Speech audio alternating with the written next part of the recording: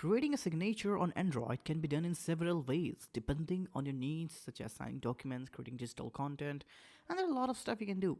This video is a step by step guide on how you can simply do it in a very simple manner. First, you need to go to the Play Store. Simply download the Adobe Fill Sign app from Google Play Store. It's simple, just download it, install it. It's so simple. Just open the app you can see on the screen to select a document to sign from the recent forms or click plus to add a form to sign. Now choose an option from PDF file, from photo library, or take a picture. Now find the form to sign or take a photo of the form. Now click on the sign button, looks like the tip on the ink fountain pen, and then draw your signature. For future, then use click on done. Click on the sign button again and then click on signature to place on the place.